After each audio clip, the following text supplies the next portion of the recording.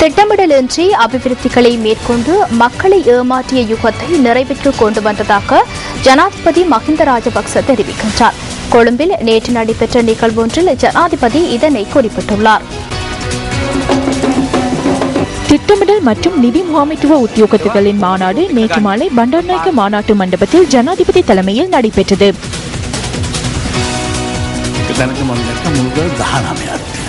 ஒரு இடத்தில் 19 அடிக்கல்கள் நாட்டப்பட்டுள்ளமையே நான் கண்டேன். இந்த திட்டம் பாலம் ஒன்றை அமைப்பதற்கு திட்டமிட்டு 19 அடிக்கல்களை நாட்டியுள்ளனர்.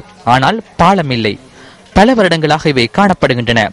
அனைத்து தேர்தல்களும் நெருங்கும் காலத்தில் வாக்குகள் கேட்கும் சந்தர்ப்பங்களில் அடிக்கற்கள் நாட்டப்படுகின்றன. எங்கிருந்து இதற்கான யோசனை வந்தது என்று தெரியாது. எங்காவது பணம் இருக்கின்றதா என்பதும் எமக்கு தெரியாது. ஒரு விடயத்தினை நான் பார்த்தேன். அனைத்து மாவட்டங்களுக்கும் செல்லும் போது எனது பெயர் பொறிக்கப்பட்டு பிரதமர் வந்து அதனை திறந்து வைத்துள்ளார். நான் கலந்து கொள்ளாத போதிலும் அவ்வாறு நடந்துள்ளது.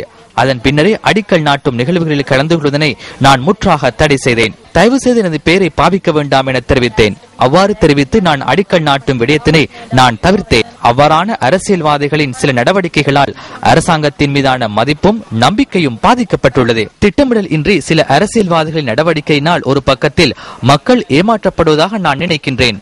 அந்த அரசியல் கலாச்சாரத்தை நாம் நிறைவுக்கு கொண்டு வந்துள்ளோம். தேர்தலை இலக்காக கொண்டு எதனையும் செய்ய வேண்டாம் என நான் பணிப்புரை வழங்கியுள்ளேன். கடந்த காலங்களில் 4-5 பொறியியலாளர்களை செயலாளர்கள் நியமித்துள்ளனர். பெரும் எண்ணிக்கையிலான செயலாளர்கள் உள்ளனர். நிர்வாகத்தில் இருந்த ஒருவர் பிரதமருக்கு செயலாளராக செயற்பட்டுள்ளார். இவை தொடர்பில் அரசாங்கம் மீண்டும் ஒருமுறை சிந்தித்து பார்க்க வேண்டும். இதற்காக எமது அரச ஊழியர்களின் புதிய அனுபவத்துடன் மாற்றம் ஒன்றை ஏற்படுத்த ஆணைக்குழு ஒன்றை ஸ்தாபித்து அதற்கு அனைத்து தரப்பினதும் யோசனைகளை பெற்றுக்கொள்ளும் காலம் தற்பொழுது ஏற்பட்டுள்ளதாக நாம் நம்புகின்றோம்.